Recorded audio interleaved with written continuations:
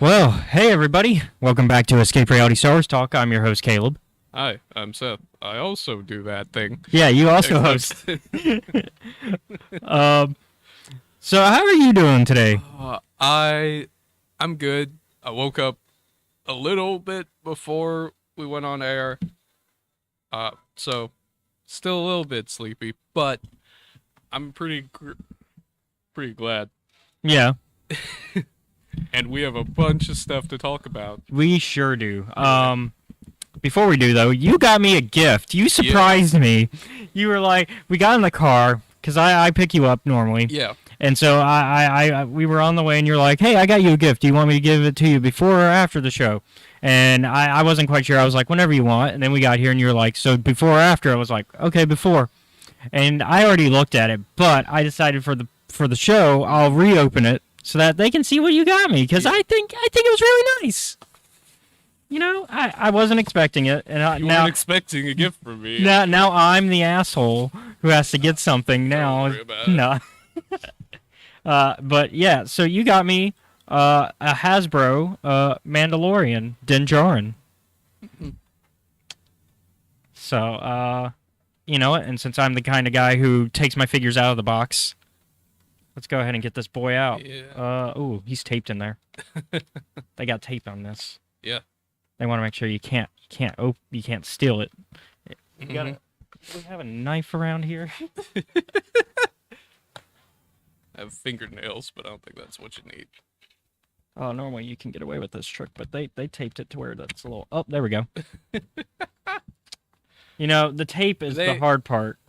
They had some other ones, but I didn't know which one you'd like out of Oh, I'd them. appreciate anything, honestly. So I was like, I'll just go with this one. I mean, I'm somebody who appreciates any thoughtfulness of this type, so, like, you could have got me anything, and I would have been happy. I know I'm expecting a Darth Malik figure from Scotty once the Malik figure comes out, because we talked about them making the Malik figure for Black Series, right? No, I don't think so. Or if we did, I Okay, didn't well, remember similar it. to how they have the Revan figure. Okay, he's wrapped up, nice and safe. This is unusual for the type of where you would put a. To be fair, I didn't know how excessive. to be fair, I assume you got it from your workplace. And to put that into perspective, so y'all know, it's Dollar Tree. So Yeah. so like It's one of our plus items. yeah, I mean it was only $5 according to this. Yeah. So I mean, for $5, it makes sense that that's the packaging he's in.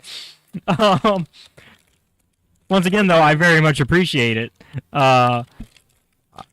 Let's see. Oh, and he's got his gun though, at least. So there's that too. So he does have his gun. Look at him go. Din Djarin, everybody. Now he can go up with my. Now can I? Now is this when he's not allowed to take the helmet off? That he is not allowed to take the helmet off because I am pulling. The helmet should have came off by now. Yeah. If I pull any more, his head will come off. I do like that the cape is a little bit of flexible, so you can do like cool stuff like that. But of course, it goes back down because it is plastic. And it is just the pistole. Can I take it out of his grip? Is it this level of? It is that level of cheap where if I try to pull any harder, I am breaking this toy. Nope. This version of Din Djarin is He is not flexible at all. fucking in the mood. He's like, you are not taking my gun. You are not taking my helmet. He's gonna sit there for the rest of the show. Weapons are part of my religion, and so is my damn hat. I mean, it is though in the first season, anyways. Let me get another water. Yeah. But yeah, I appreciate this. Yeah. I know that sooner or later they'll make a season 3, so I figured I'd get you that before that happened.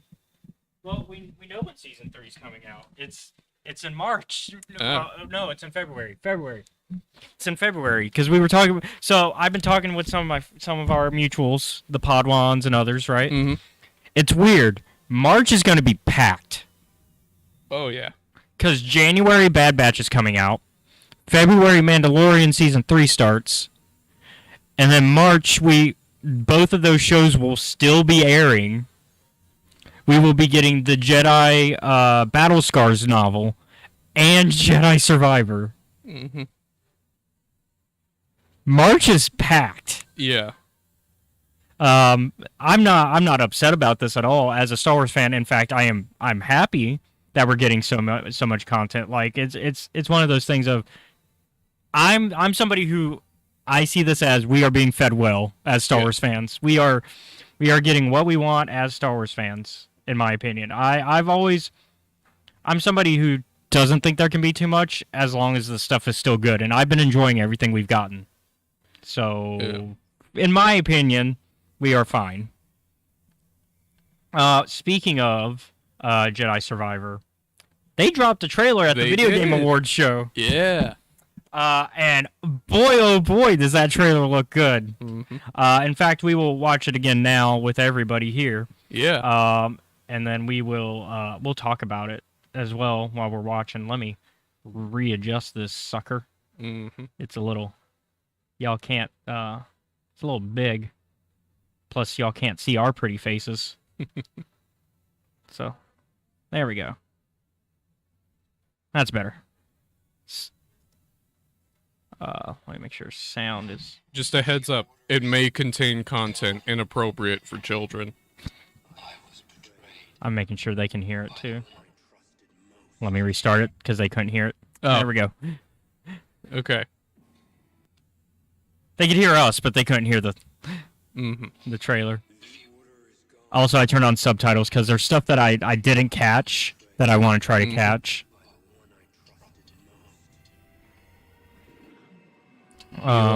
Still a mystery figure. We still have no clue who this is. Starkiller is a big theory that a lot of people are holding. I personally don't like it. Also, can we talk about how Grease isn't flying the ship? Where's our Greasy boy? Where's our Greasy boy? Where's our Marin? They do not appear at all in this trailer. No, it doesn't look like it. Also, I don't think... Seer does. Seer does appear. There's Seer. No, I was about to say, I don't think Cal is a very good pilot from that shot. Maybe it was a good thing Grease never let us fly the ship. And maybe also, he might have been under duress. That could be Marin. Yeah, it could be. It doesn't. It looks. The hands don't look right though. Mm. We're looking at the figure on the right to Seer. I like Seer's new haircut though. Seer looks awesome.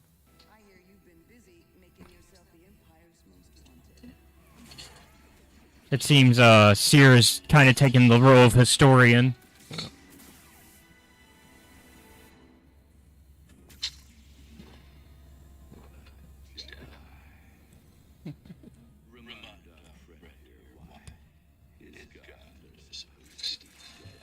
And then as for this guy, I've seen theories already that this is the same race as Dirge.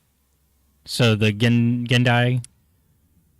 If that's true, fuck. Because the facial feature is very similar to a lot of the Gendai that we've seen in Legends anyways.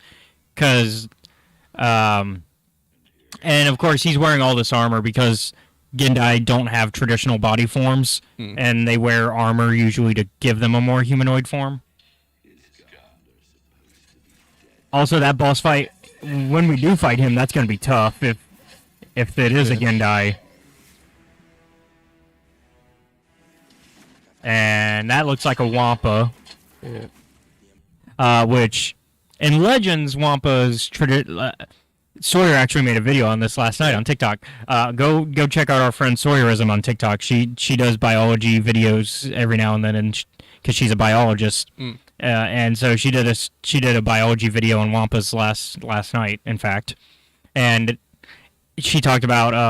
how in Legends, Wampas used to not just be Hoth creatures. They used to be able to go in different types of environments, and then their fur would reflect it. And so...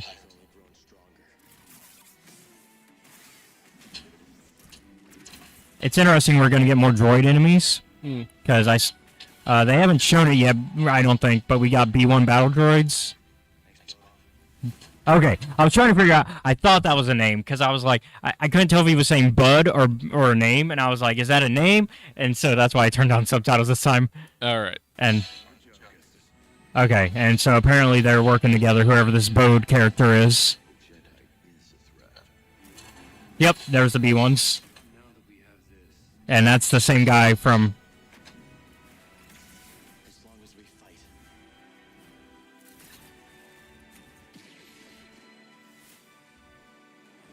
And they bring in the the cross guard. Got some commando droids. Those were commandos. But yeah, March. It's very soon. So oh, there he is. So that's the guy from the back to tank, obviously. Yeah. He's cut his hair now. My thesis is that he's He looks Umbaran. I was going to say, Yeah, he's Umbaran for Oh. sure. my guess was Soikin, but I guess Soikin can be correct too. He looks either Soikin or Umbaran because Umbaran has that same kind of like pale, like Yeah. you've seen some of Clone Wars. It's the Umbaran arc with Pong Krell, the Jedi that nobody likes. fucking asshole. Yeah. Because remember, the people of Umbaran look like that, and they have the silver hair. Soikins are blue. Yeah. Soikins are blue, so this is more of a pale look. So I would say Umbaran would be my guess. Now, as far as who this character is, I think he might be. I think he's a brand new character. I don't think he's based on anybody. In fact, because he. I think it's let's just wait and see. Yeah, it's a wait and see. But he's definitely the antagonist. So whoever was that guy that's in the back to tank is definitely the antagonist. So obviously, Cal gets in over his head, breaks open this back to tank that's apparently had this guy in there for who knows how long. Mm-hmm. And then now he's like, I'm free, and now I can get my revenge on whoever. Yeah. And I think that's apparently, probably where all these older separatist droid models yep, are probably gonna be. he was probably a Jedi during the Clone Wars, and probably feels betrayed by both the Jedi and the Empire. Yep. And that's how we get Cal to be an issue for him. The actor who plays Cal, Mm-hmm. Cameron, he actually did an interview not long after this came out, and he talked about how he was inspired a bit in his way of playing Cal by one of my favorite Legends characters, Really? Kyle Katarn. Apparently, Cameron is a huge Jedi Knight video game fan, because apparently he grew up in loving Kyle Katarn, and he talked about how he noticed a lot of similarities between Cal and Kyle. So I don't notice too many of them in the first game. Like, there's some similarities, but I think Survivor might show us more of them. They did also, during that leak, we talked a little bit about it out of podcast, but we didn't get to talk about it on air because it happened during the week. Yeah. Steam, of course, dropped the ball a little bit in a good way, I think, for fans, and that they leaked when it was coming out before this trailer came out. They were like, oh yeah, it's March 17th, because they showed like the Steam listing, and they showed like the deluxe edition and what happens if you pre-order, and it showed that there's pistols now.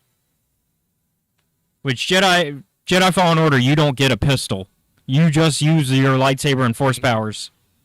So that tells me that something in Battle Scars happens where Cal and the crew are going deeper into hiding because of that. Which tells me their fight with Fifth Brother does not go well. I don't think anybody's dying in the book, though, but I think there might be some deaths during this game, and I'm a little afraid that Grease is dead based on what we saw, or rather what we didn't see. Speaking of things that are leaked, let's talk about The Acolyte.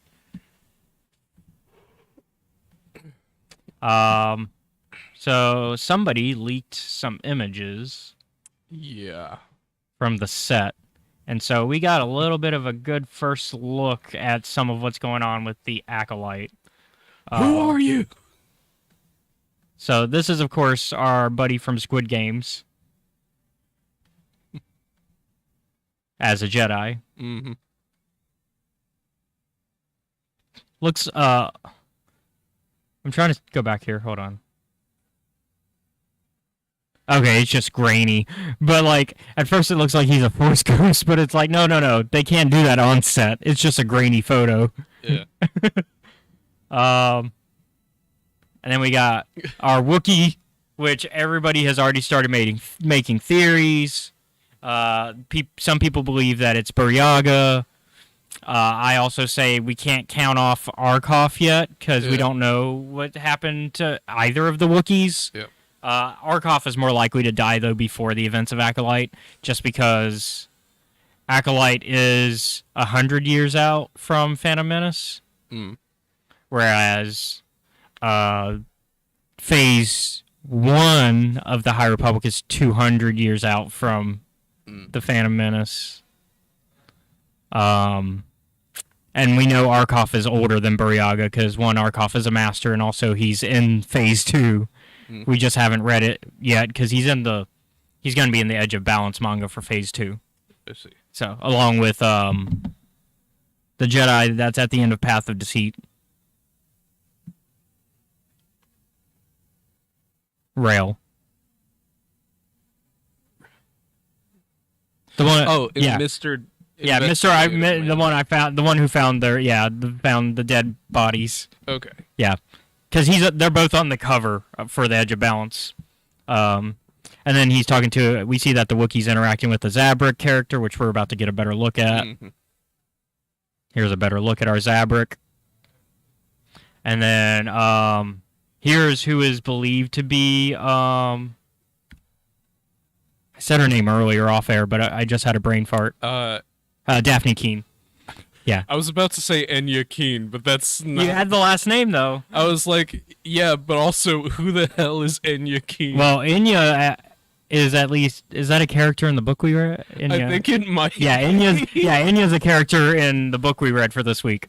But, so your brain probably melded the two. No, this is Daphne Keene. And most people can tell based on the face. And so... That's our first look at the show, and I think part of the reason why this first look had to happen is partially because this is a show where, unless you're like us, already reading the High Republic stuff and already excited you won't know what the show is about. Like, this show probably, like, you've heard about it being made, but you're like, what is the show? What's going on? This is your best... I think this was leaked on purpose as a way to start promoting the show. Because currently, while it's buzzing amongst Star Wars fans who have been reading the High Republic... The general populace. The general Star Wars fan probably has no clue what this show is and that it's even coming out.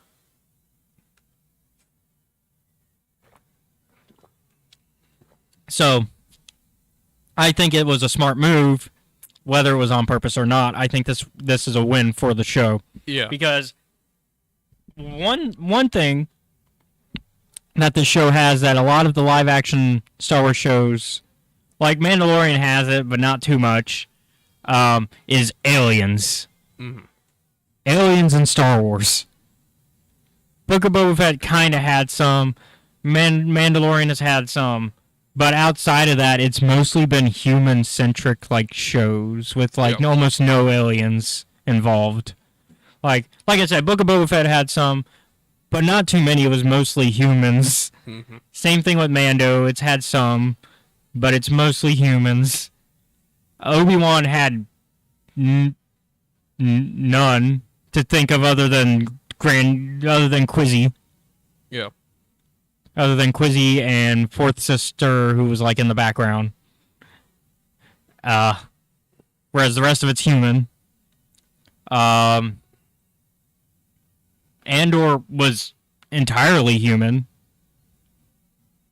Yeah, most of the primary cast is human. Like, I can't. There's probably some aliens in the background here or there for Andor, but I can't think of them. There are the aliens that help them get off. Oh yeah. There's the ones that get them off the prison world. Yeah, but other than that, it's human. So the Acolyte looks promising in providing a grander scope, and it looks like we're getting more non-human characters and main characters at that, which would be nice.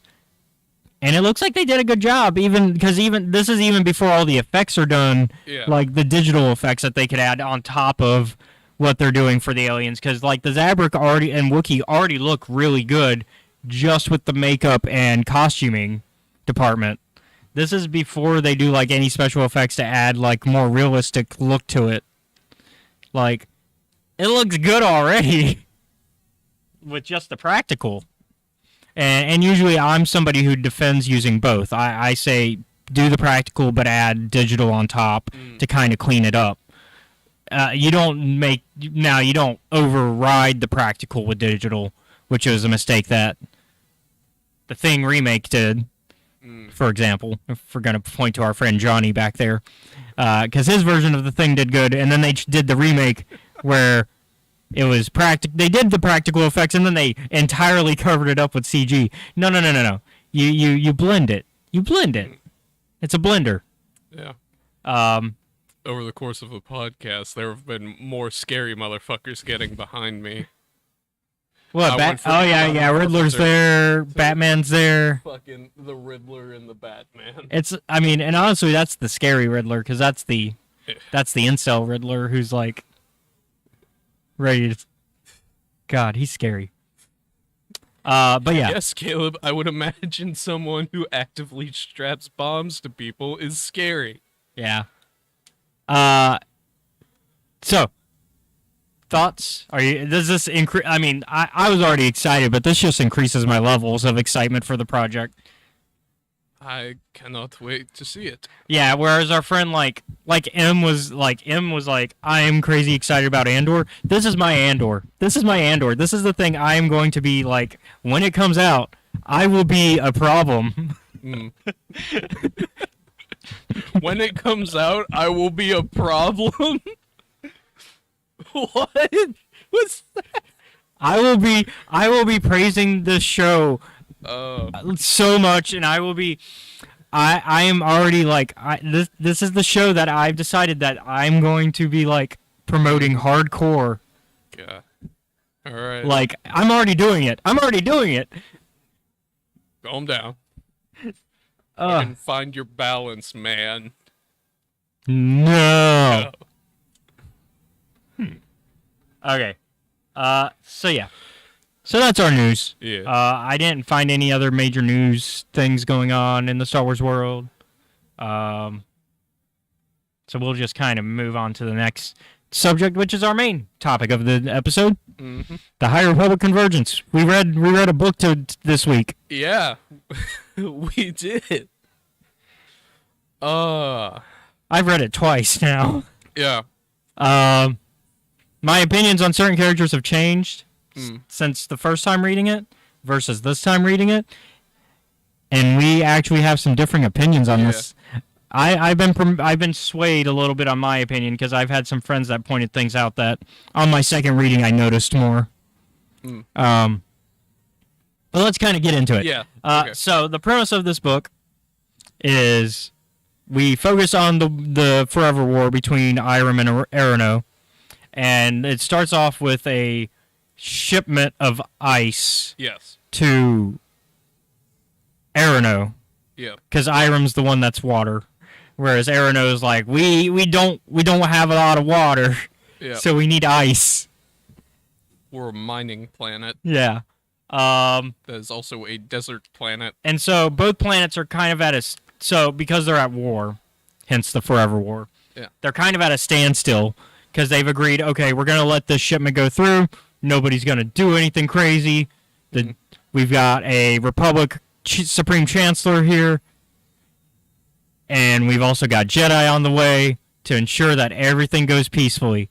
We have managed to not get into a fight for 3 days. Yep. Which is our new record. So, me and Andrew my brother, we actually talked about this while we were waiting in line to get some food one day, and I was explaining, like, yeah, 2 planets, forever war. Yeah. And I asked him what he thought, like, I asked him, what do you think the longest Like, ceasefire since, they've yeah. had? And he goes, well, it's called the Forever War, so 3 days. And I was like, you're right. A good job, Drew. I know you don't watch the show, but good job on that complete guess. That's. But yeah, and so like they're like, we haven't fought in 3 days. We're not gonna fight, and we get the perspective of both sides because the first chapter is the perspective of one side, and then the second chapter is the perspective of the other side. And they're basically like both being really harsh and being like, okay, we cannot fight. And if you fuck it up, God help you. Yeah. But at the same time, they want to fight. They're like, don't fuck it up. But if you do, At least go for the kill. yeah. Like, if you're gonna do it, at least make sure you kill them. Mm-hmm. And so, so we do have 2 Jedi with the Supreme Chancellor already, right? I believe there's a Jedi envoy already with Malu. No. No. Okay. So the entire envoy is on their way. Mm-hmm. Okay. So we have Supreme Chancellor Malu, so let me also explain the Galactic Republic situation here. There are 2 Supreme Chancellors.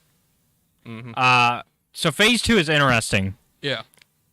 Phase 2 definitely is going with a 2 theme, because there's a lot of 2s in this, like a lot of duality going on here. There's only 2 waves that we're getting instead of 3 waves, like in Phase 1.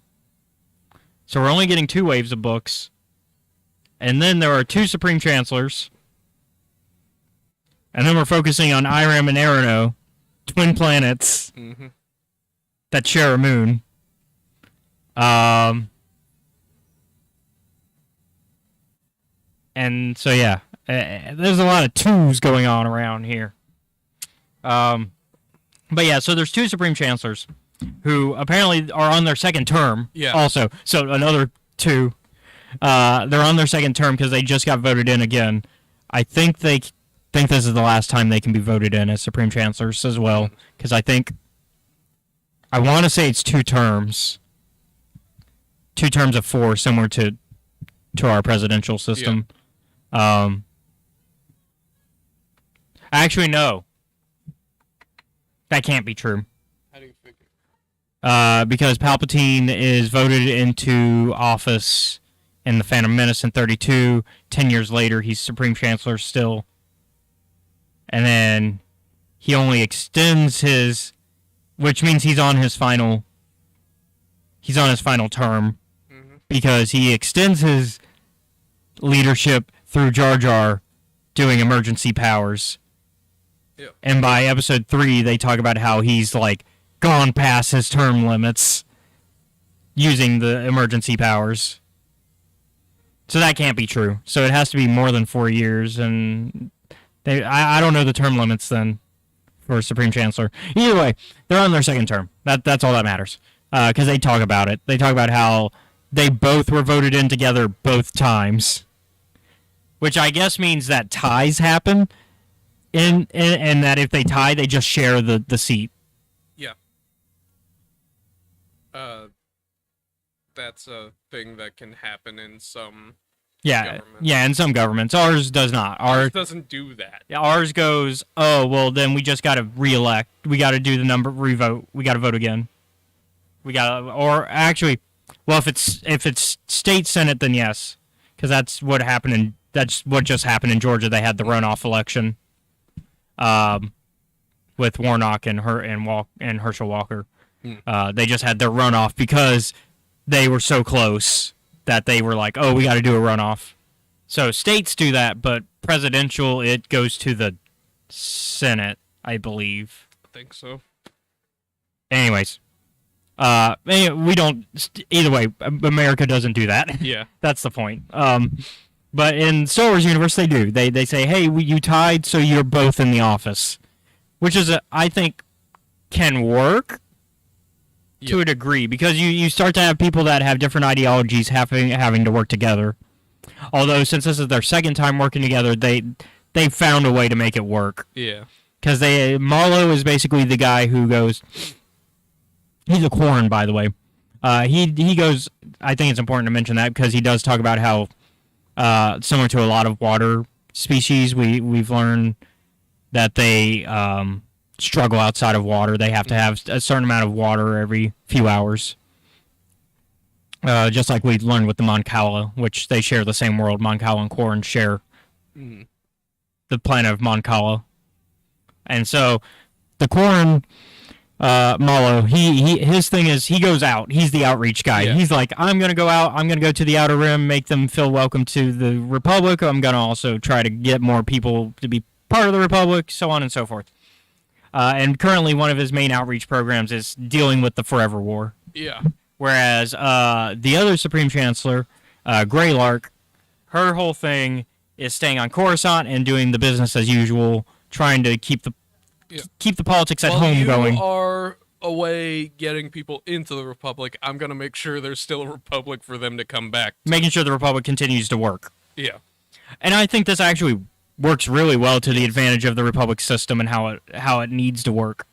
Especially from what we see in Phase 1, we see that the work they put in has led to what we see in Phase 1. Yeah. Because this is, I think without these two doing what they did,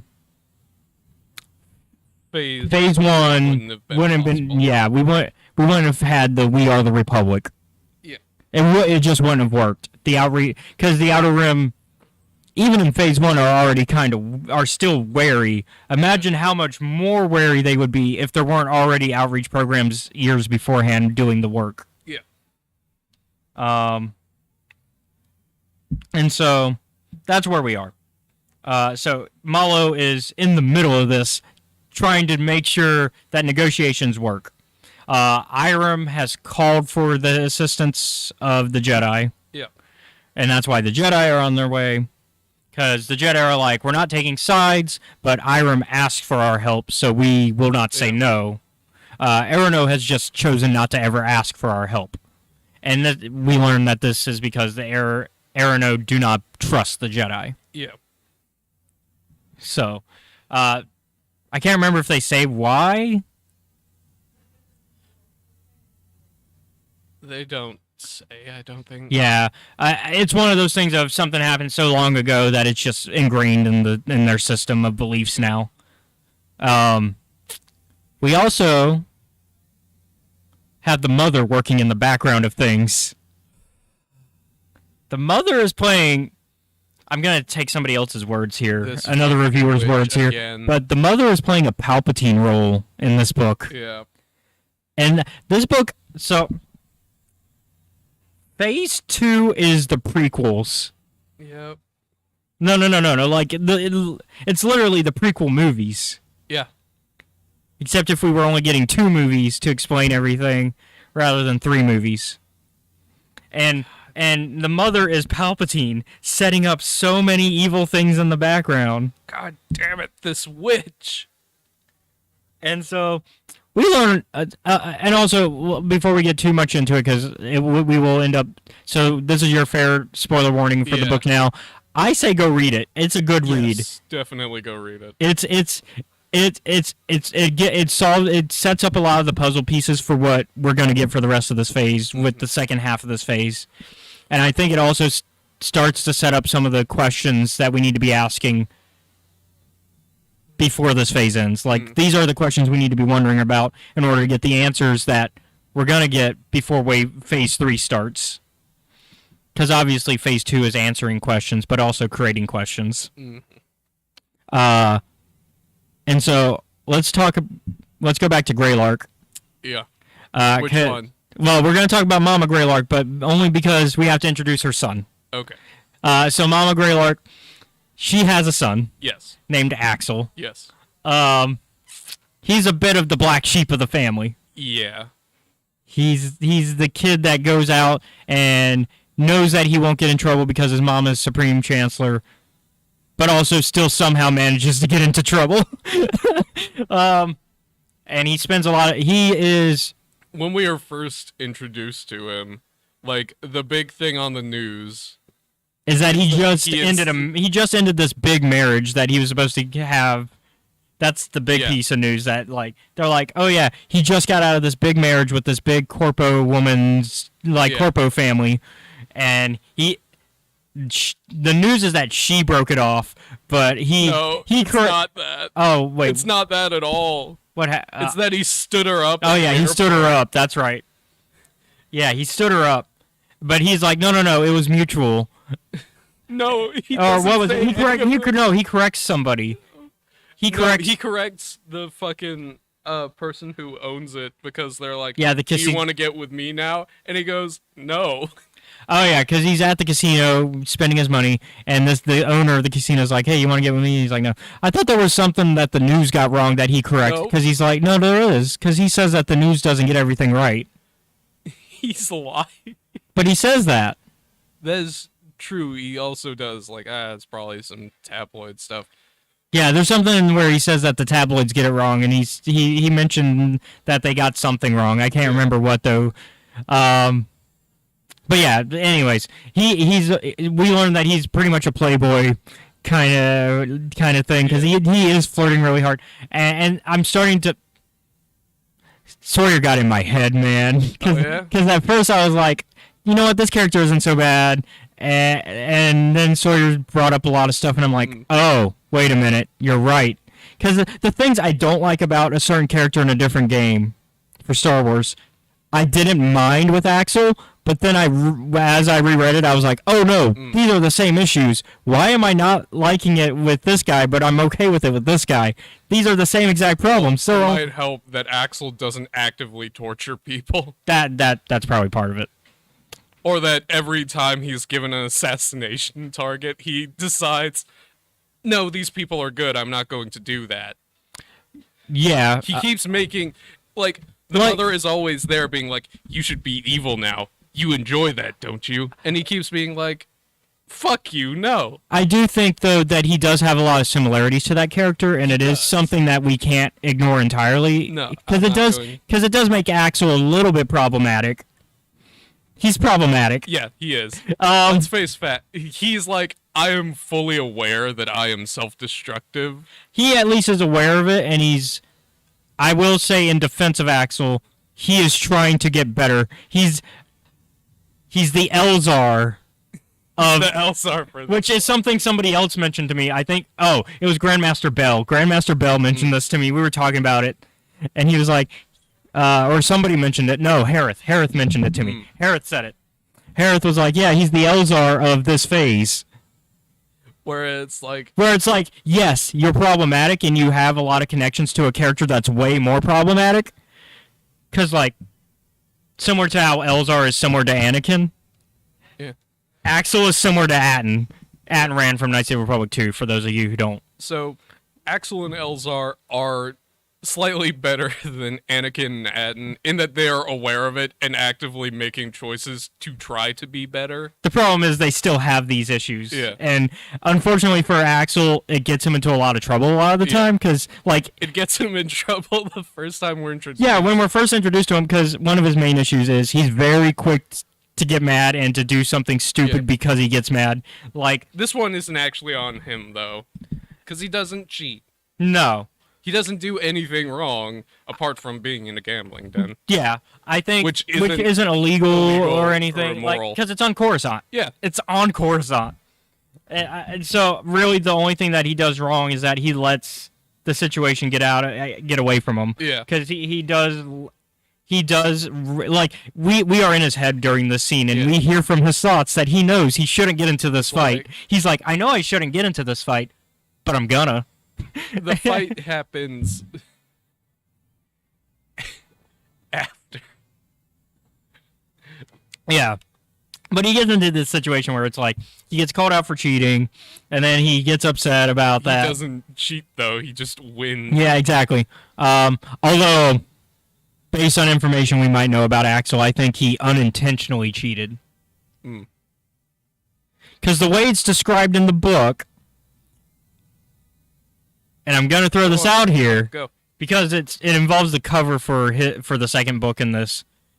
We see Axel with a lightsaber in the second cover for the next book, Cataclysm. The fuck did he get a lightsaber?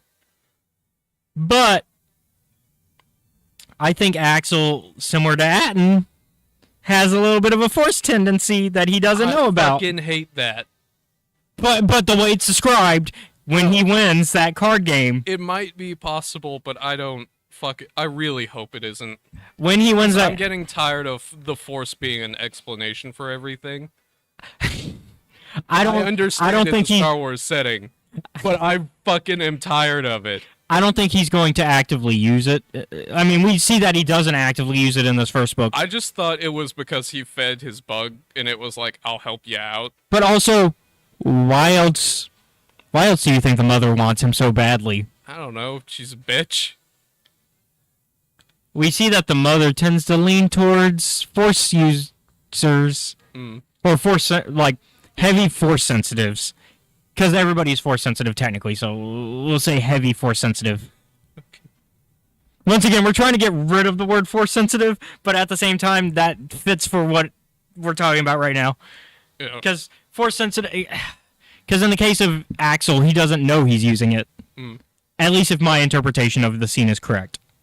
Once again, that's my interpretation. I am interpreting. I am not saying that that's exactly what's happening. Because... I think, and your interpretation could be right too, where you're like, oh, I don't think he is. I think he just.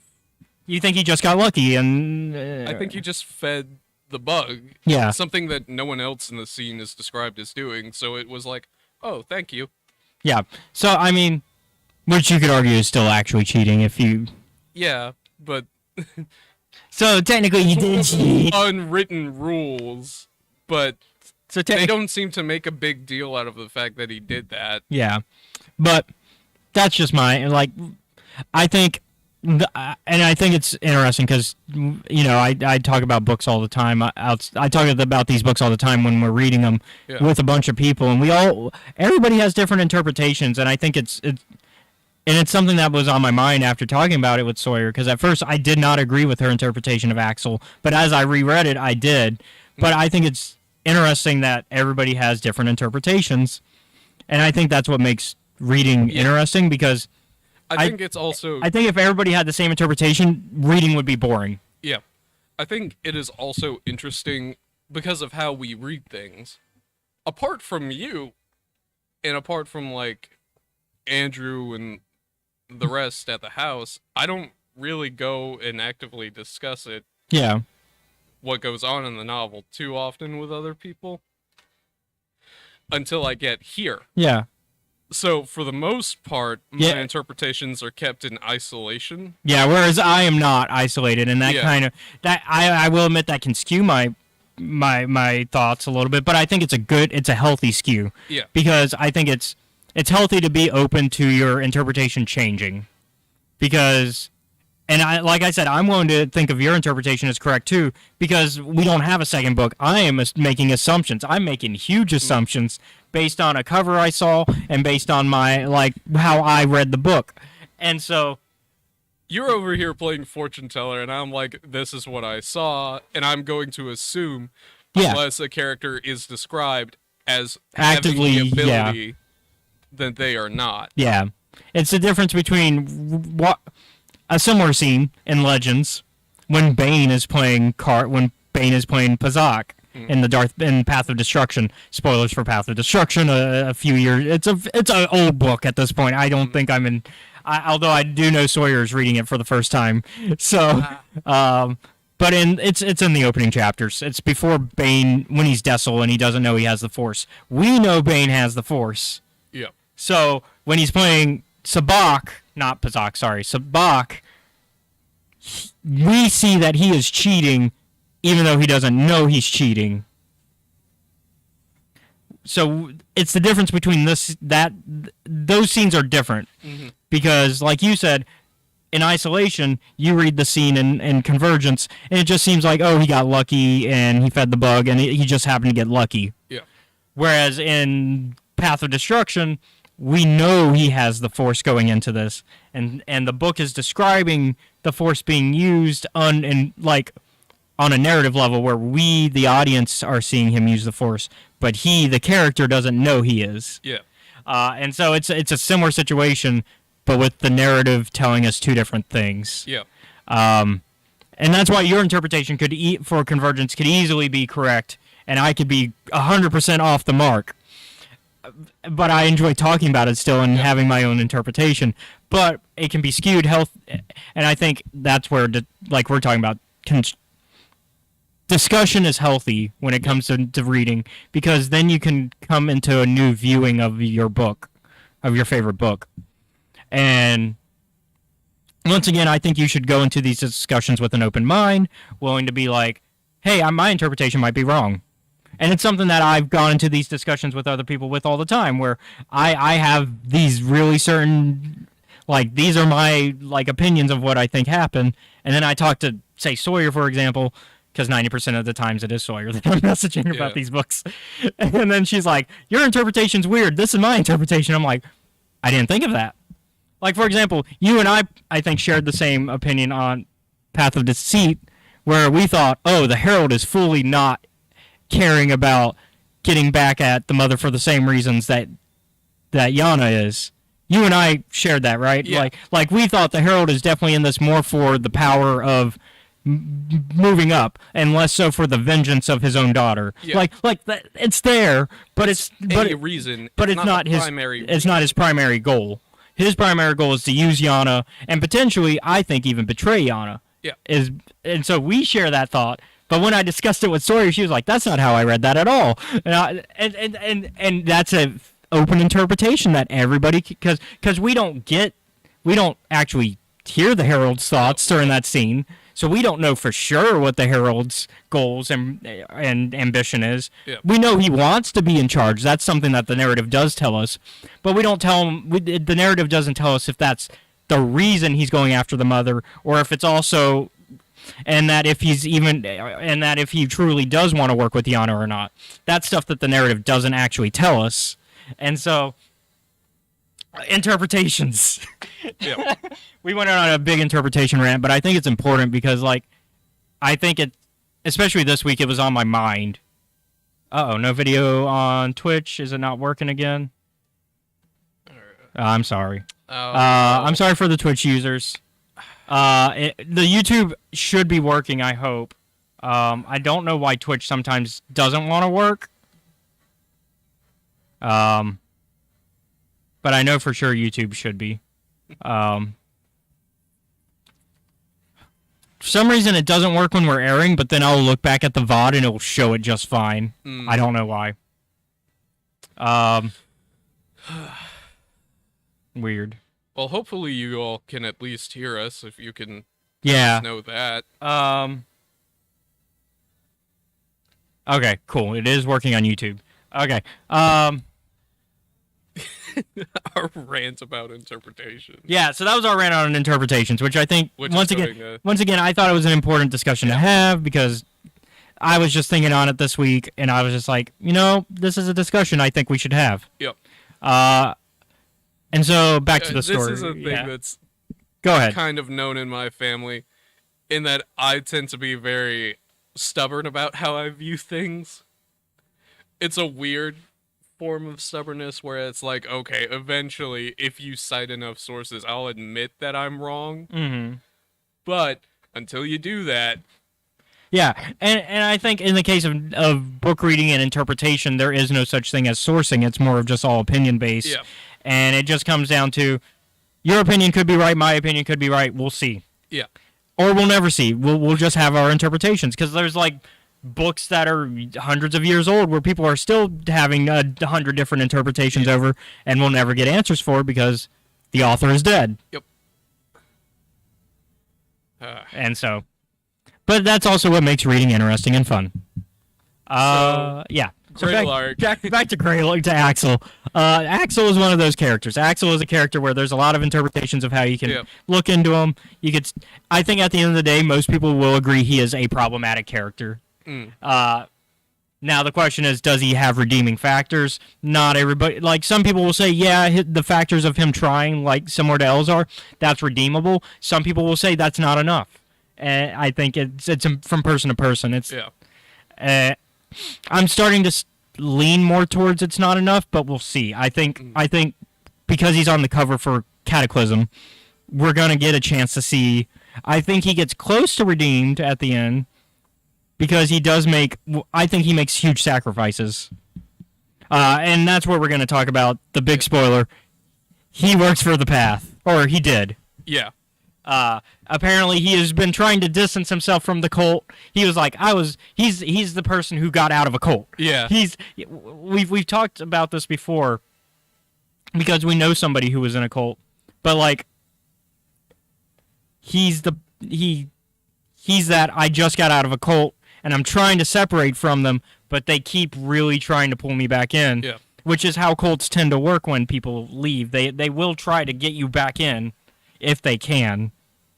Sometimes they'll just cut you off completely if they think you're not worth bringing back. But if they think that you're worth bringing back, they're going to try to bring you back. And Axel is in that situation. Yeah. I was like...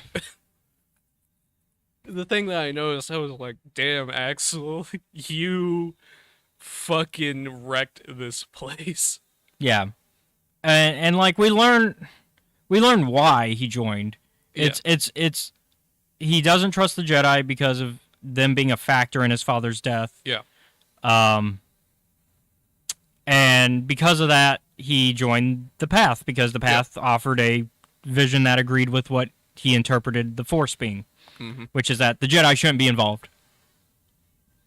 And as he did more and more terrible things, he realized like, that maybe not. Yeah. And so I get where he came from. I like there's at one point where he's like he hears the words "the Force must be free," and he's like, I can't fucking believe I ever agreed with that damn sentence. Yeah.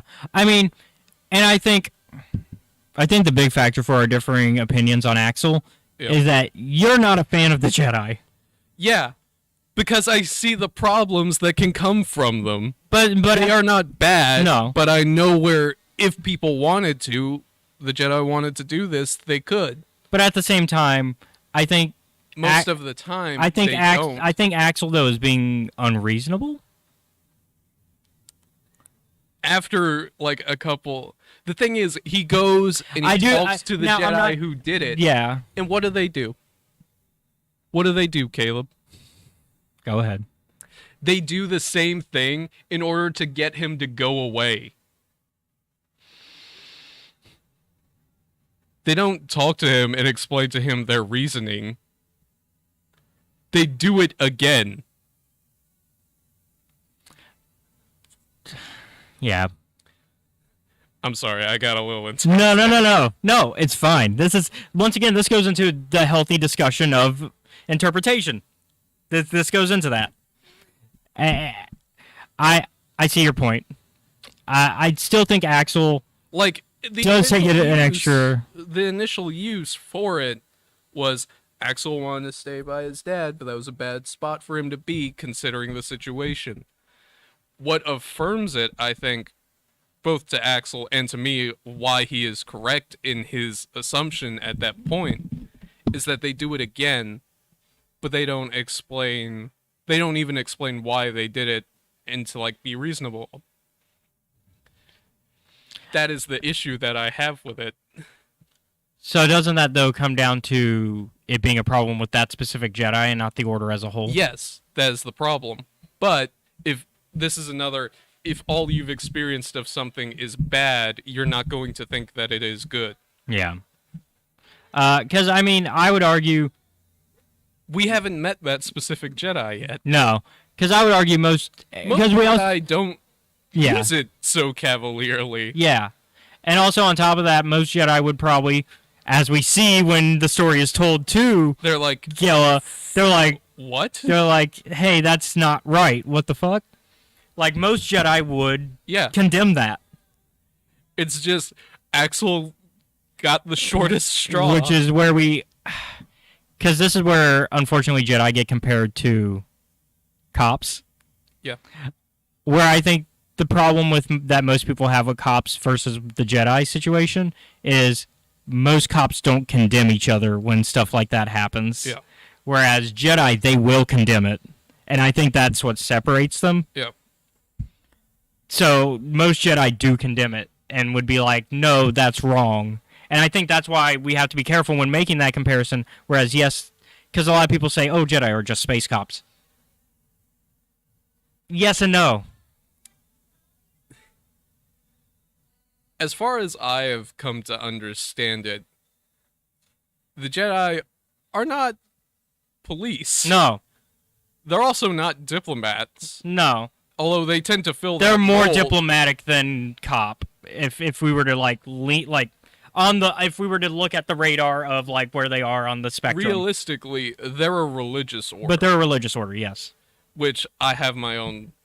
Which I don't mind that because really they're a religious That's order. not my issue No, with them. because really they're a religious order that just so happens to go on missions. Yeah. It's very much like any missionary where they go out and they do things for the community that they're going out to be like, hey, we're just preaching our word, but we're also going to help you, because generally a missionary is supposed to also help the area that they're going to when in religious groups anyways. Yeah. Like usually a religious group, when they send missionaries, it's to help that area and to do good community service for the most part, because obviously there are missionary groups who don't, but that is supposed to be the goal of these sort of groups. And Now- that is what the Jedi, I think, are. Yeah, they are supposed to. And I think that's what the Jedi are doing when they do diplomatic missions and they go as and when they act as police for certain groups, because usually they only do that when they are asked to. Yeah.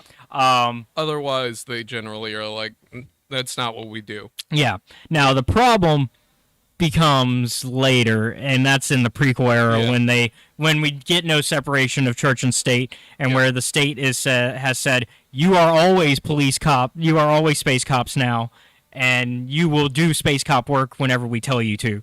Yep. And that's when the issues arise. Yeah.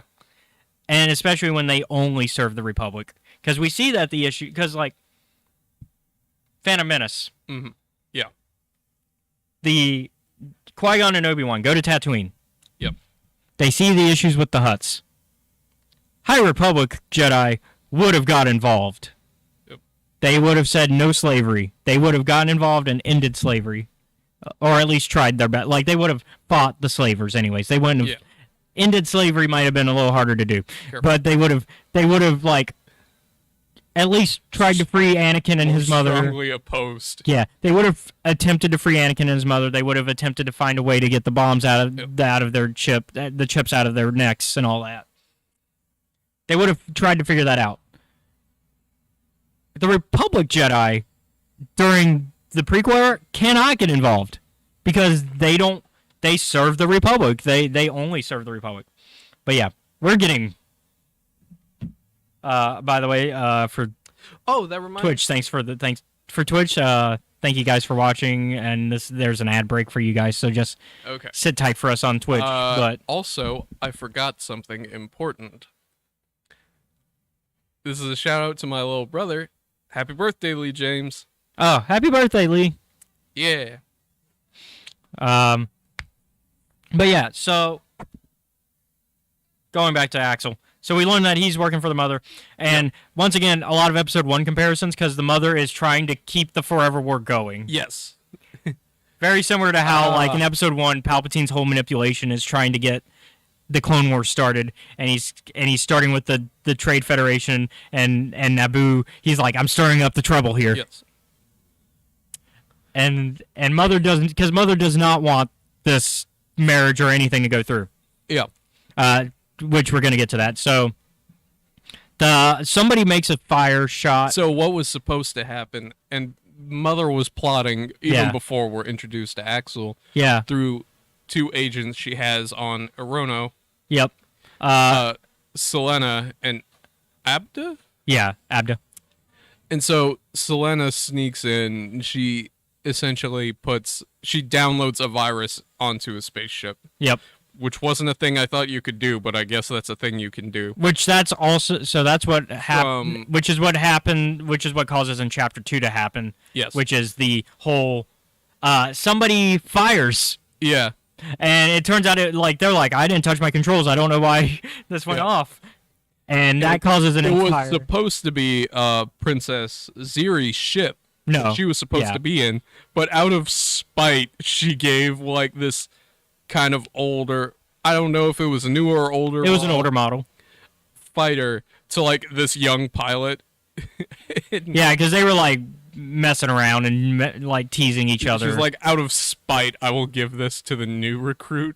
And, unfortunately, that happens, and the new recruit gets blamed for starting the war again, because they immediately... a firefight happens, which is when our Jedi characters land in. And they're like, shit. Yeah, which we're introduced to Creighton's son, Gela, I forget. Charil Roy. I forget Gela's last name, but Charil Roy. Natai. Thank you, Gela Natai. Charil Roy, who is our one of the first good big brain boys, because everybody hates Ki-Adi-Mundi. Yeah. What about the droid attack on the Wookiees? Shut up. No one cares. The Wookiees will be fine. And then... If anything, they were winning. And then, Charlo Roy's apprentice... No. Son's apprentice. You said her name. Enya Keen. Not to be confused with Daphne Keen.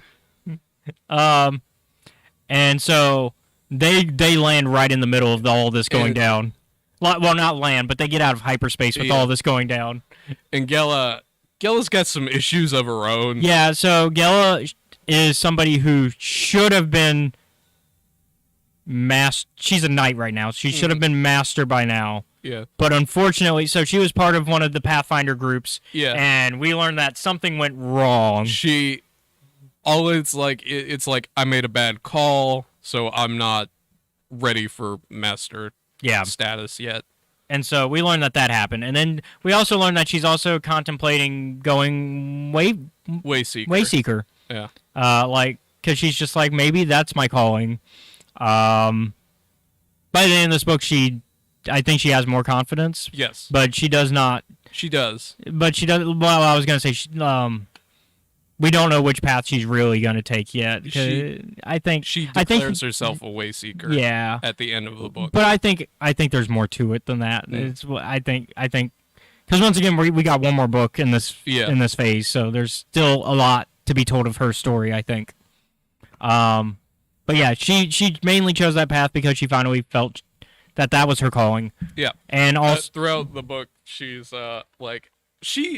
oddly enough, Axel, Ziri, and Fantu, whenever they are in the same room together, an argument will break out about whether or not things are good or bad, much like the one we had previously. Yeah. Let's talk about Fantu as well. Yeah. So Fantu is a very sweet kid. Yeah, so he is the prince, I guess. I mean, he's the adopted heir for Irem. Yeah. And his story is filled with a little bit of tragedy as well. Yeah. Because there is basically one is sad in this book. Because basically his story is that essentially the levees broke on Irem and a flood happened and that killed his original, like his birth family. Yeah. His mom and his sister. And so he was adopted into the royal family and he is made the heir. And I think while it made a good PR thing, I think it was beyond that because we do see that the queen does care about him. Yes. So it is more than just, I adopted him because it looks good. No, she cares. Yeah. He is in all sense and purposes her son. Yeah. Which is rare in fiction. Usually there's a motive. Yeah, no, there's no motive behind this one. Yeah, like usually there's a motive when something like this happens, but no motive.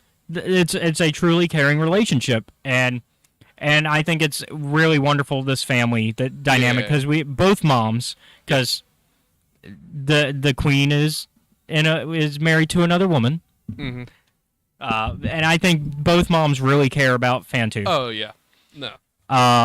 And Fantu, I think, was raised properly in that he's because not. we see that he's not spoiled in any way. He cares about the people. And he's like, God damn it.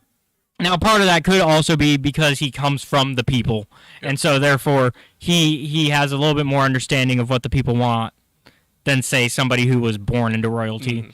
Although I think Ziri disproves that, because on the Arano side we see that Ziri cares about the people in the same way, despite being born into royalty. I think one of the, like, I'm gonna go and say something a bit weird. Okay.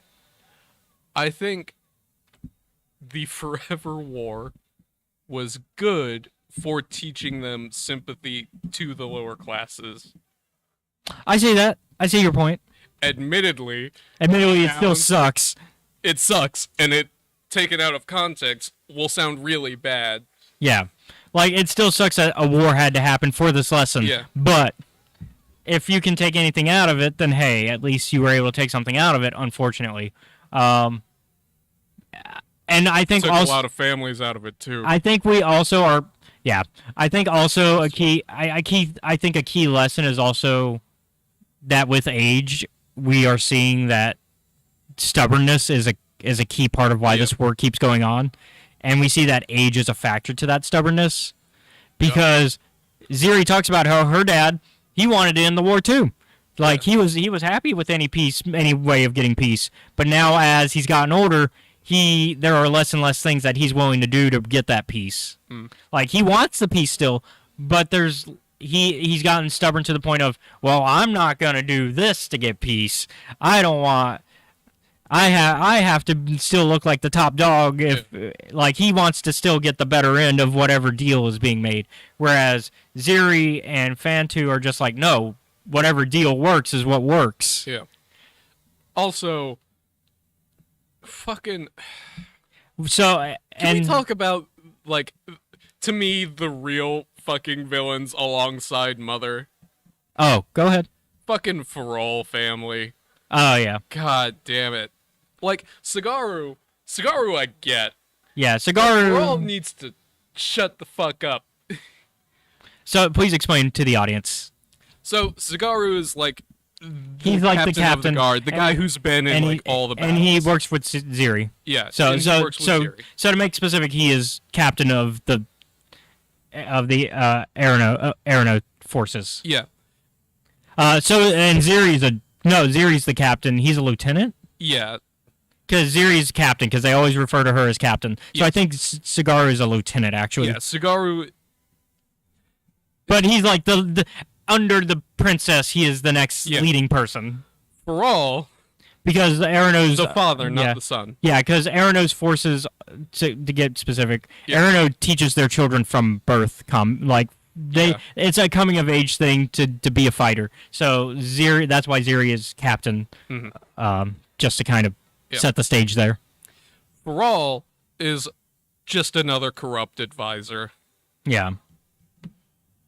Who keeps making things worse. Yeah. Which is why I think I kind of understand Sagaru's take on it a little bit more. Because he's kind of being pushed into, like... Yeah. Because with Sagaru, it's his job. Mm-hmm. And I do understand the perspective of some of the... Because we do get to that combat scene where Ziri has to fight another captain to, like, prove, hey, no, the war is over and I'm still in charge. I'm not a traitor. Yeah. Because, so, to explain... Bruzo is that character's name. He's not actually anyone. He's just some random guy in the street. So to explain, after things happen and everybody kind of converges on each other, for the most part, the only person who's not there yet is Axel, which actually So Axel gets put in jail, and then gets bailed out by Mama Greylark, who is like, I bailed you out, but specifically so that way you can do one more thing for me, and then you get out of my life forever. And I get out of yours. And in fact, I will give you your inheritance money, and then you'll be done. Yep. And he's like, okay, what's that mission? You need to go to the Forever War and figure that shit out. Yeah, go help Malo and ensure that the treaty that he's working on goes through. Because you know the weirdest part is, despite everything that he does, he succeeds in that. Yep. It's the one thing he succeeds at. Even though, Congratulations, you temporarily stopped a forever war. even though technically, even though he was also working against himself because Mother was also telling him what to do at the same time. Keep the forever war going, or stop, or halt the forever war. That's the binary choice for him. Either way, he wins. Yeah. But yeah, so his mom says, "Look, go do that for me, and I'll give you all your money, and then you could you can do whatever you want, and we'll be good." Yep. And basically, this is the last time I'm pulling you out of jail. Yeah. But you won't need me to because you'll have all the money you want. Yep. And so he agrees. And so, because the reason she wants this to go through is not because she wants Malo to succeed, but because it will look good. Mm-hmm. Because she's realized that people like Malo more than her. Yeah.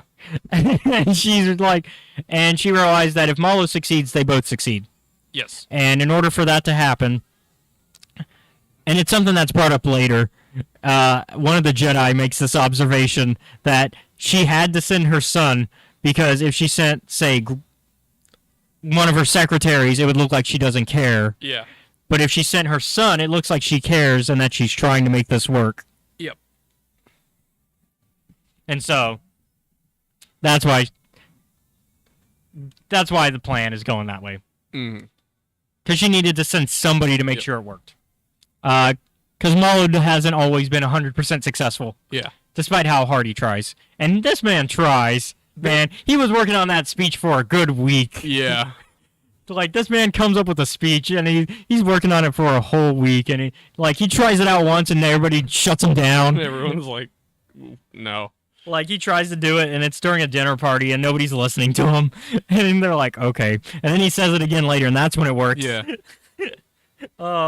But yeah, so eventually everybody converges except Axel, and the plan becomes... Now... Basically, Ziri proposes to Fantu. Yeah. Because at this point, they've been on the ship together for a week. Yeah. Or so, because they've been on the ship with the Jedi, and they've been talking and going through... And learning about each other. Yeah. It's the same week that fucking Malo is working on his speech. Yeah. Like... The two monarchs do talk to each other, but only when it's like, all right, it's time to negotiate. Yeah. And the first time negotiations failed, so we see the dinner happen, and then after the dinner, the Ziri and Fantu are kind of with the Jedi because they're doing like relief missions for for all their planets.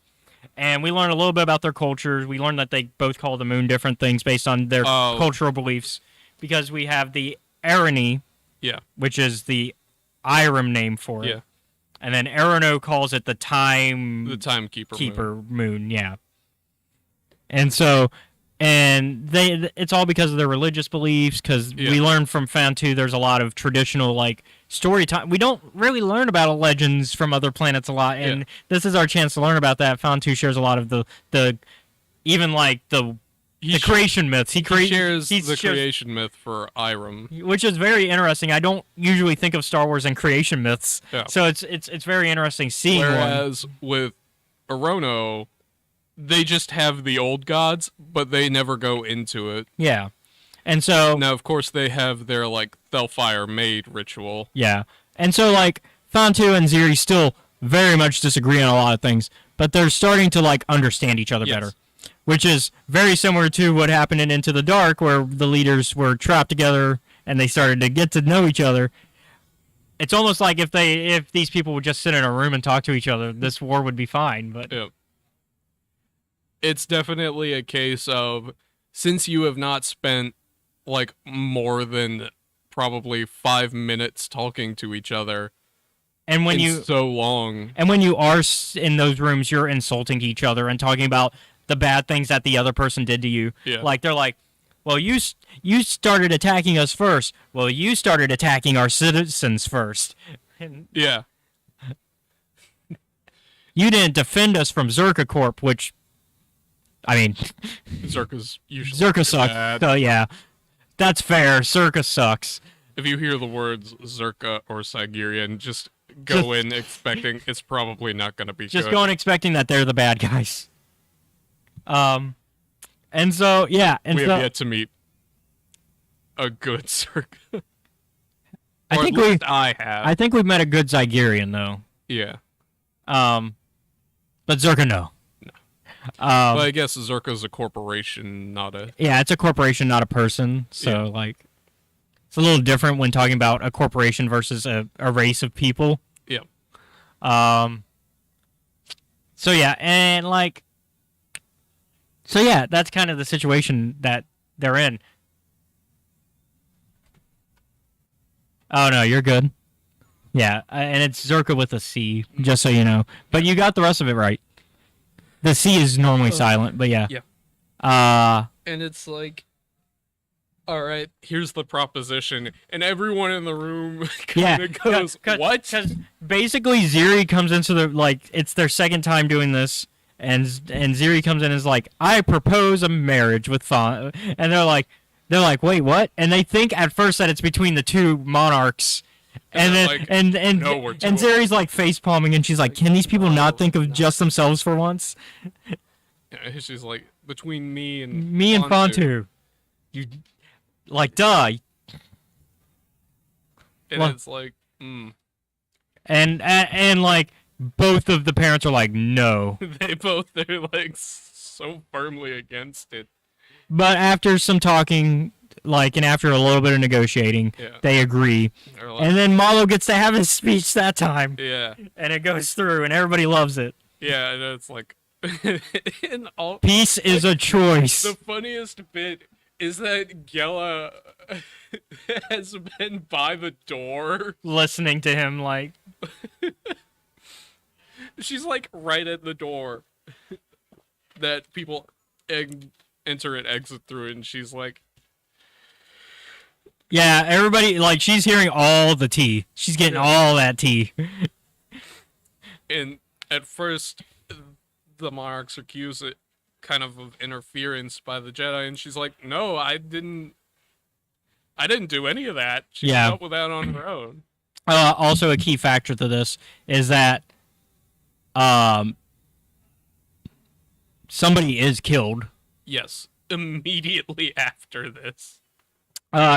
So she goes to meet with we said his name earlier. Sagaru.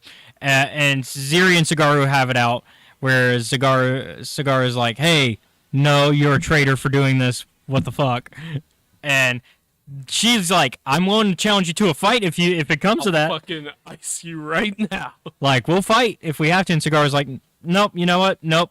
I know you can win, and it's your choice. I know." Yeah. And I think part of it is also Sagaru. I think Sagaru loves Ziri. Yeah, I think so. I think that's a key part of why he's upset. Yeah, is because he was hoping that they would have a thing. Yeah, and I think Ziri knows that. I think Ziri understands. I get the sense that both of them considered it at one point, and then were like, probably not. Yeah. And so I think they have a past. Yeah, I agree. I think they were together at some point, and Sagaru still has those feelings, but unfortunately, politics do play a role into this because it's a marriage of convenience. Yep. And so Sagaru's like, "I'm gonna go fucking get this Fantu kid, but first I'm gonna go to my room and sulk a little bit." Yeah. And then he gets murked in his room. Yeah. No, correction. Oh, wait. He does go to Fantu Zen's room. That's right. But Fantu Zen isn't there. And that's where he gets murked. And that's right. where he gets killed. That's right. And he's like, "Wait a minute. The fuck are you doing?" Yeah. And so. And it's like, Fantu calls the police. He's like, "Hey, somebody killed this guy in my room. On top of that, because we kind of skipped over this. Yeah. And it's something that is involved with Sagaru's murder. Yes. This isn't the first time somebody broke into somebody's room. Yeah. So the mother's assassins that we talked about earlier. They broke into the Queen Monarch's room for Arano because it turns out she used to have a deal with the mother. Yeah. Apparently, at one point, the mother provided food when the Arano was, or Irem, sorry, Irem, the Irem monarch. Arono for Arono has actually no clue that most of this is going on, but Irem had to deal with the mother. Irem's monarch had to deal with the mother because Irem had a moment where they had no food. Yes. There was a bit of a pestilence, I guess is the best word. Yeah. Just for the record, it's hard to grow food when you live on a planet made mostly out of salt water. Which another traditional thing between Arano and Irem is the whole water usage. Yeah. Because Arano's like, oh, that's a waste of water to take baths. And Irem's like, oh, well, we mix some of it with the salt water, so it's fine. Yeah. We're not just doing our drinking water and taking baths in that. We're doing it in the salt water where... Yeah. Arono is going through, like, a drought. Which is why at the beginning of the book, we mentioned the ice thing, the ice shipment. And Irem has fucking salt water. Like, 95% of their planet. Yeah, like, they still have enough drinking water where it's not an issue. Yeah. And honestly, you can convert salt water to drinking water. Yeah. Like, it's not a problem. But they don't have any food. They didn't have food. Especially during the time when the steel was made. Yeah. I think they've gotten over that hurdle. Or over that. But yeah, Mother was like... Originally, it was like, I'll give you stuff. Don't worry about it. And then the deal slowly became, I need you to make weapons, essentially. Yeah. It's this deal keeps getting worse every minute sort of deal. So, both of these planets have scorpions. The Thelfire scorpions on Arono are not poisonous. And they do look weird. Mm-hmm. Arono also has some, like, not quite glitter dust, but it's basically glitter dust. Yeah. That kind of comes from the scorpions, but that's not... Sort of similar to the glitter spiders. Yeah.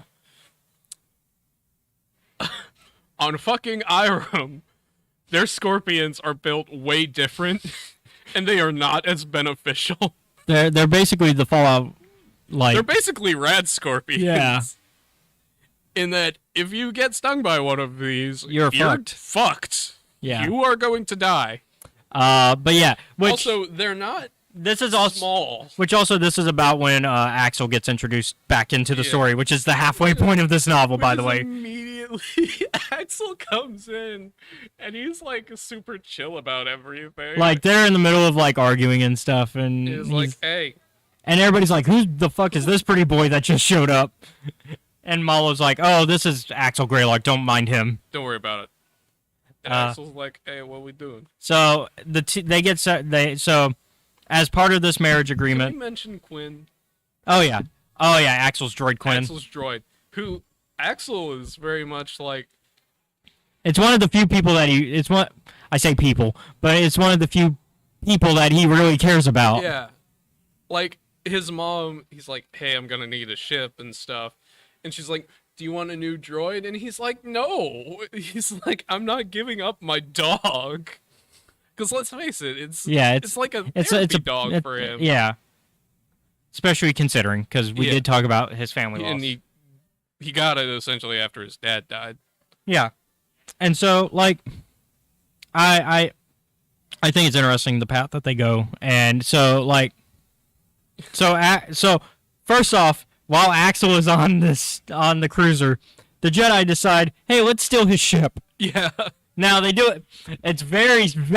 It's funny thinking back on this because it reminds me of the Vera situation in our tabletop game. Oh. How do you figure? Remember when our Jedi character said, hey, let's steal Vera's ship so we can do something good? So this is in our Star Wars The Old Republic campaign. Two Jedi in our... So we were doing a recreation of the Old Republic MMO. Yep. We had our smuggler and our Jedi Knight and Jedi Consular. And our smuggler was like, I finally got my ship back. Oh, no. Remember? Oh, yeah, after, like, I think in game like a couple of weeks of not having their ship. Which they got their ship backer than a lot faster. They got their ship back faster than in the MMO because they took down Skavik a lot faster. Yeah. They were like, "Fuck you, Skavik." But they got their ship back, and just after getting they hadn't gotten their ship back. They were still looking for it. That's right. They were still looking for it because Skavik still had it. Yeah. And then but they had already worked with each other, like the Jedi Knight characters and the smuggler had worked with each other already. And so they were friends with Corso, the smuggler's companion. And they called Corso and were like, "Hey, we found the smuggler's ship. You mind if we take it so that way we can do this relief mission?" And Corso didn't ask the smuggler, but Corso, being the good-natured kid the good-natured, kid that he is, he's like, "Yeah, I don't think the smuggler would mind if Vera would mind if you took their ship, as long as you bring it back." I don't think. And Vera did not take it well. Even they did bring it back, but Vera did not take it well. Yeah. And that's basically what happened in this book. Is the Jedi were like, "Hey, we got to do this thing real quick because there's some relief that needs to be brought. Yeah. But we'll take the ship back." Which I like the ship, by the way. That ship is... Oh, the Eventide? Yeah, the Eventide is really cool. Yeah. But yeah, so they took the Eventide, and then Axel's like, "Where the fuck did my ship go?" And then they bring it back, and this does not start them off on a good... And it's like, so I come in, you guys tell me a guy has been murdered, and you steal my car? Yeah.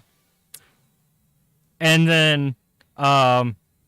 Yeah, because he came in just during the murder situation. And that's why everybody was freaking out. And he was like, "Why is everybody freaking out? Oh, is this another one of your murder mystery parties, Malo?" And he's like, "No, there was an actual murder, you idiot." Because apparently Malo just holds murder mystery parties. From time to time, I guess.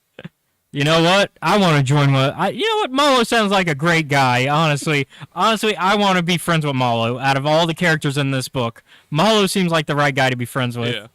Yeah. He seems like he actually cares about the people. Yeah. He still has a good nature about him, though, and he's willing to party. Like, he's just well-rounded. Yeah. But yeah, so the mission is now set for the rest of this book, in that they have to tell all the planets and all their people, "Hey, the war is over." Yeah. So they got to go basically from planet to planet, spreading the word. But like essentially, they basically go. They go from village to village. Village to village. They basically do a tour. Yeah. Like this is the marriage tour. War's over. And at first, once again, the parents are like, "Why the fuck are you guys going in person? And we could just send like a message out." And they're like, "No, they need to see it. They need it. to see it. Yeah, they need to see it in person. It's more important to the people that they see this." Yes. And so... Because if we don't, then the spirit will still be there. Yeah. So Fontu and Ziri decide, "We're going." And once again, the parents are like, "You should take guards." And they're like, No. We're not doing that. No. We'll take the Jedi. the Playboy and the Jedi Knight. Yeah, that's it. We'll take Gela and the Playboy. And Axel and Gela are like, "We don't like each other, but okay." They're like, "All right, we'll do it." Axel's like, "You just stole my ship, but fine." Yeah.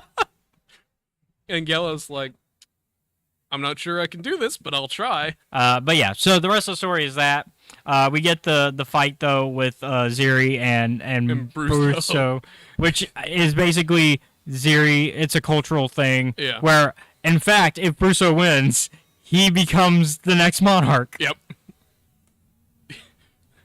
Ziri wins. Yeah, Ziri wins. Obviously. Yep. It's interesting though, because Ziri's like, "I could explain how this goes," because Gela is asking, and Ziri's like, "I could explain it, but I think it's more interesting if I see how Fontu explains it, since, I'm interested to see from the other side what they think of this." Yeah. And he explains it. I'd say he gets 90% of it. Yeah.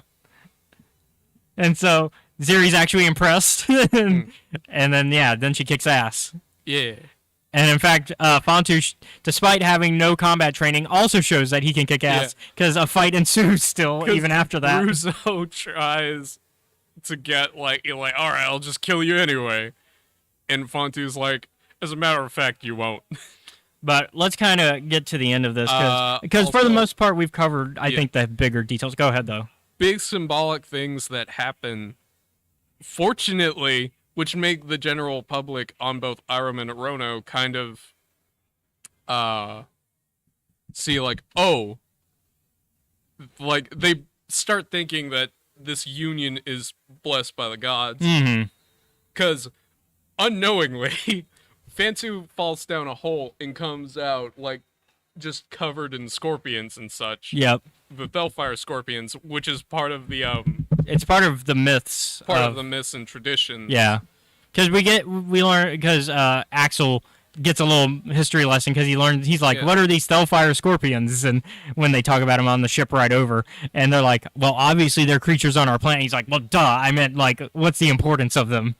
And they're like, oh, the deserts around here are really harsh and unkind. And also, these scorpions survive it like every day. And then they're also a part of the myths. Yeah. And so yeah. Fantu comes out covered in scorpions, and the villagers are like, Bellfire made. And it's like, oh, well, that's great. I guess that means that we're going in the right direction. Yeah. The next place they stop at has like Iram and Arono soldiers kind of fighting with each other.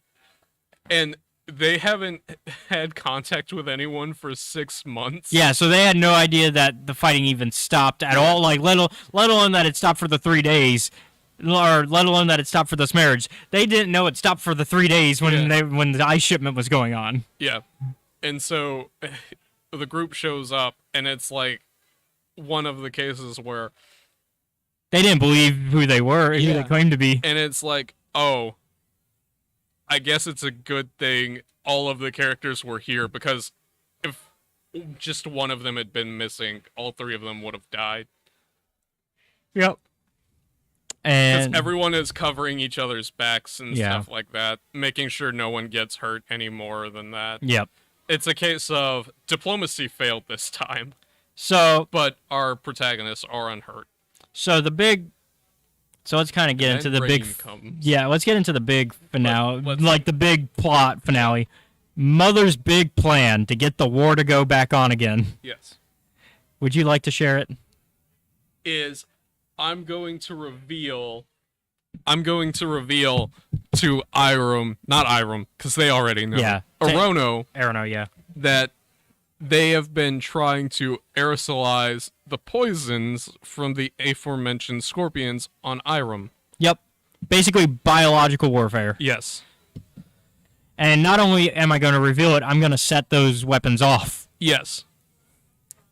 Except it doesn't work. Because of a certain member of the Path who doesn't want to be a member of the Path. Because Axel and Fantu find out, and they're like, we're going to go put a stop to this. Fantu destroys the research ones on Iram. Yep. Unfortunately, some were smuggled out beforehand, but Axel's able to get his hands on them. And it's interesting the way this whole, like, from start to finish, we get this mission to when it ends. I read this as like a ticking time, like it's almost like an episode of 24 where like there was a ticking time bomb going on, and I felt did you feel the same reading it? I was like, okay. Like I felt this pressure going on. I was like, oh God, if even one, and then like we read, oh, we stopped it. Oh no, they took the bomb still, and it's like, oh shit. Yeah. And then on top of this, Axel's mission from the mother is to set them off. He's told to be the one to set them off. Except he's like, I will activate the bomb, but I'm not going to put the poison in it. Because they still have, he's like this, he got stung by one of them because he like, he got stung earlier, yeah. He saved Fantu from getting sick. It's like, because one got on the ship, right? No, there were two of them in the research facility. Oh, yeah, the research facility, that's right. And it's like, if Axel didn't think this was a good thing, he wouldn't have fucking done that. Yeah. And it's like, he's like, the reason why I'm going to blow up the tower, as he and Gela are explaining, he's like, I don't want any, like, version of this to be destroyed. Because the archived ones are still in the palace in Iram. I needed to blow this up so that I could get to the ones that are in the palace and destroy those as well. Yeah, because the plan is to still blow up the research, but not set off the actual the full capabilities of the weapons. And it's interesting because this is also at a point where Gela finds out that he's working. Yeah. That he's a traitor in the sense, and so it's like. But she still believes that there's a chance that he's trying to do the right thing, but it's hard to she's not sure. Yeah. Because throughout the like, story, they've been getting closer as they've been starting to trust each other more. And she's like, "Why did you come back for me in the fight pit?" And he's like, "I don't fucking know." But I'm like, I know why. You have a conscience. You're not. Yeah. And so you're trying to be better. So this man has not only gone out of his way to where he could have died twice. Yeah. This will be 3 times now because he's setting these bombs off knowing that he might not get out. Yep. Specifically to screw the mother over, but also to take out a shit ton of bounty hunters because he sent out a fucking invite. Yeah, because basically... Because Rake, the boss from the gambling den, is pissed off. Yeah, because he still owes a lot of money. 300,000 credits is how much she put on this man's head. And so he's like, well, I'll just take out all my enemies at once. Yep. And that's actually how Gela finds him, is because she sees the call that he put out, giving his exact location. Because Crane is like, where are you going? And she's like, oh, well, he gave out his call, so I know exactly where to go. And Crane's like, okay, go get him, and I'm going to deal with this. I'm going to go and make sure that the wedding still happens. Yeah, because they're also... Because the wedding is going on at the same time, and they're trying to make sure that the wedding goes through, and that the mother's assassins don't fuck it up. Yeah. And it's like, Creighton's son's like... If this was a video game, Creighton's son, this is where you pick your character to go down their side of the story. Creighton's Sons is a hold the line mission. Yeah. It also is very much reminiscent of, instead of the baptism scene in The Godfather, but if it was a wedding. God. But yeah, so Axel takes out his enemies, manages to stay alive thanks to Gela. And the wedding goes as planned. Yes. Axel gets arrested because he still did some bad things. He's like, nah, I get it. And so Axel is still arrested. Although the way it seemed is he went back to his I only trust Gela, but not the rest of the Jedi, and that he still wanted revenge on the Jedi's how it's felt, but it was weird. I feel more like it was I didn't interpret it. Yeah, it was weird. It was weird how I read. It's weird how that ending is, because at first I'm like, okay, Axel learned his lesson, and then he's still angry, and it's like, what? I saw it as more of a oh, I met one good Jedi, and while I still don't like the Jedi, I know that they can be good. Yeah. I don't trust the organization. I trust that one member of it, but ultimately, I am still probably not good. Yeah, he's for the galaxy. He's still not That's why he's like, I'm okay with the fact that I am in prison. Yeah, even Gela and everyone in the story notices it, and he also explains he just has these outbursts, and it's a story is told where she's like, from Gela to the arrest with Enya and all of that. She's like, there was one galaxy who was told to walk. Oh, when they're talking about the myths on the ship, yeah. Yeah, and he's like, Gela, you were definitely that, because she's like, I have the weight of the galaxy. But Axel's response is, I don't want that. I want to burn up bright and fast like a supernova. Which made me think of a certain... Shut up. He's got something to say. It's better to burn out than to fade away. That's not where I thought you were going.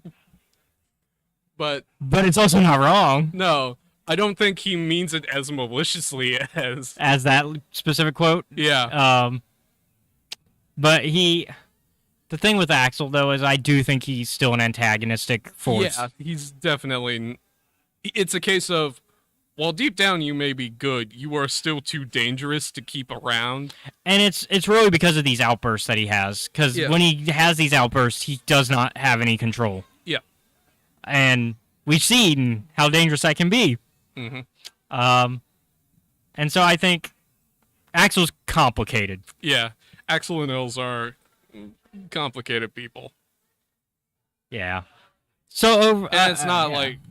And it's not like. So I'm scared because we are going to see, because obviously he's on the cover for Cataclysm, which means obviously he's not staying in that prison. No. Fuck. What, you thought he was going to stay in prison? I hoped so. He hoped so. He hoped so. The galaxy hopes so. But let's see what happens. I'll reserve any further judgment. Yeah, once again, we'll see what happens with this character, because he still has another half of his character arc to go. Yeah. Because there's one more book at the very least with him in it.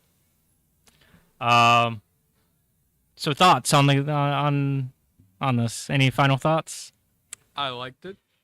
I wish I didn't have to read it all in 3 days. I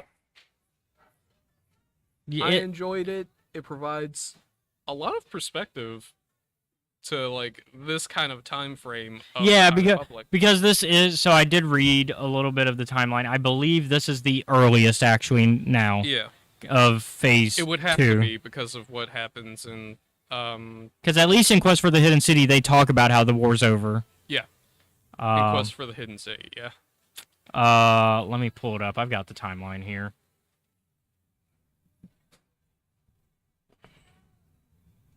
Let's see. In Quest, because I've been keeping track of the timeline. This might actually be wrong, but I'll double check. Yeah, so it's Convergence, Path of Deceit, Quest for the Hidden City. Okay. I believe is the order. Yeah, because it would have to be because of peace being declared between Aram and Arono. In Quest for the Hidden City.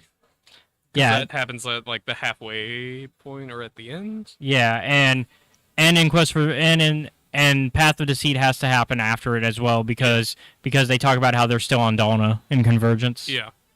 Okay, it's Convergence, Quest for the Hidden City, Path of Deceit. So I was off by one. Okay. Just swap Quest and Path. Yep. So. Yeah, and then Tell's New Prospects is before all of it. Yeah. I know it might seem cheap, but I'm gonna give this one a 10. I can see it. I'd give it a 9, 9.5, somewhere around there. Yeah. It's definitely a really good book. I can see why you gave it a 10. Hey, coming from you, that's high praise. Yeah, because it's almost impossible. So let's see. I think there have only been like 1 or 2 other things. So next week we get to relax and read a comic book. Oh. We get to jump ahead. We're gonna read Han Solo and Chewbacca. Okay. Which I've been praising the run so far. I've been enjoying it. So we get to read Volume 1, the Crystal Run Part 1, because they're separating the big arc into 2 parts. So Volume 1 is out. And then after that, we'll take a break for the holiday. So next week is the last one before our holiday break. All right. And then the one after that, to finish off the year, we'll be reading Revelations, a one-shot. Okay. Which will reveal all the big stuff for the comics ahead of us. And and actually for the next few weeks, we'll be in the comics. We'll be doing... actually, that's not true. Yeah, for the next few weeks, we'll be in the comics. And then on the 14th of next month of the new year, we will be back in the High Republic for the Battle of Jeddah, which is an audio drama. Audio drama time. Woo! I think that... So I've been thinking about Porter Engel a little bit. Uh-huh. Is this the last thing you want to talk about before we wrap up? Yeah. And like, how his title, The Blade of Bardata and all that. I think finding out about it, it won't actually be as dramatic as we think it will be. I think it might be a lot more somber. Well, yeah, I figured it'd be somber, because we know that it's him looking for his sister, which obviously I think something's going to happen there. Yeah. And then we know that he's Hopefully it won't go as poorly as it did for Cassian. yeah. And then we also know that one of the characters is named Baresh, which makes me think that the Baresh Vow is going to get introduced, which means something's going to happen and somebody's going to take the Baresh Vow. Yeah. Where the hell is Des Riding? I think at the end Porter's going to take the Baresh Vow until the events of Phase 1. But with that, I think that's it. That's the end of this week. Like I said, next week we're going to talk Han Solo and Chewbacca. Yep. And thank you all for watching. If you are watching on YouTube, that is youtube.com/Escape Reality Films. Be sure to like and subscribe to the channel. Leave a comment down below. If you are watching on Twitch, it's twitch.tv/Escape Reality Films. Be sure to follow or subscribe. We also have a Patreon. It's patreon.com/Escape Reality Films. On YouTube, you can find it in the description of this video. On Twitch, it is on the main page. There's a link there. And shout out to Jennifer Brantley, our main Patreon member. And on the Patreon, you can get videos on YouTube a week early, but you can also check out the comic that I'm working on and some other. I think there's some other cool stuff. You can be in the Discord and lots of stuff depending on what level you get. Yep. Also, shout out to our local gaming shop, Gamers and Geeks, who are currently holding a convention as we speak. They do a convention every few months. I think it's like every 3 months they have a convention. Yeah. And so it's like usually like $5 entry, and they get some pretty good guests.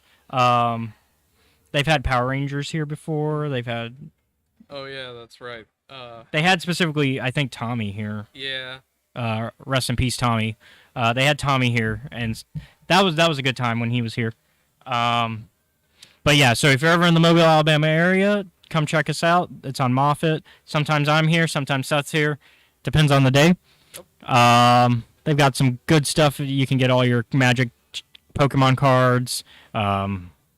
They've got your tabletop gaming, all that good stuff, and an arcade in the back even for $10 for the day. And it's a free play arcade machine, so no quarters. You just pay the $10 and you play the machines. Mm-hmm.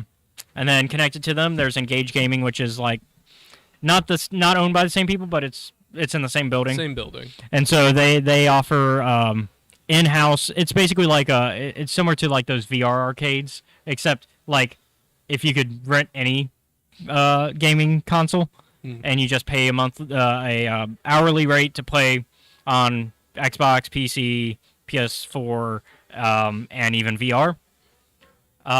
But then they provide the games. But you can also pay a membership fee, where then the hourly rate is decreased a little bit. And then what else? Mobcast Network, who are the ones who rent out the space from Gamers and Geeks for us, and then allows us to use it very kindly. Yep. And we're currently on hiatus, but I think we are doing a December thing before the end of the year, because I think Scotty wants to do one video for the December thing before the year ends. And then I think we're actually recording that tomorrow. Nope. Scotty's out of town. So I guess you won't be recording that tomorrow. Nope. Then. Scotty's out of town. Scotty is going to a convention to sell some toys. All right. So I know at some point he wants to do one before the end of the year, but I know for sure we're coming back out of hiatus in January. And Mobcast Network is another podcasting group. You can find them on youtube.com/Mobcast Network or on any podcasting app. They have a few shows. We got Cult Movie Cantina, where they talk about old movies with a drink and show them to somebody who's never seen them. And then we also do My Star Wars Life, where we talk about Star Wars, similar to what we do here, except they focus only on visual TV shows and movies, whereas we go all over into it. Yeah. We take the deeper dive. We meander. Yeah, we meander too on there, but we take the deeper dive into like books and comics and stuff that they don't. But I'm also on those shows. I help produce, and I'm a co-host. And then there's Tuesdays with Scotty, which is in hiatus as well. Yeah. Which is basically just Scotty talking about whatever he feels like, because it's his show and he can do that. Is there anything else I'm missing? Happy holidays. I Yeah, suppose. yeah. I mean, we'll say it again next week because next week's the last episode before the holidays. But for anybody who happens to have holidays coming up before that, happy holidays. It's Remember to show compassion to your fellow humans. get some eggnog. Yep. Even if you don't like eggnog, looking at you, Sawyer. Yeah, I'm mad. Sawyer doesn't like eggnog. I don't know what. I've never had it. You never so had eggnog? Yeah, no. Or if I have, I don't remember. We're gonna have to have some eggnog. We'll have to do that next week. I'll bring some eggnog. Okay. Now the question is, alcoholic or non-alcoholic? Well, I've never had either, so Okay, we'll do both. we'll do both. I gotta find some good alcohol to go with it though.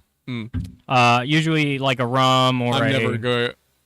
No one is ever going to let me live down mixing fucking. We don't have to talk about it here. Okay. Anyways, thank you all for watching. I have spoken. Maybe the force be with you or some shit.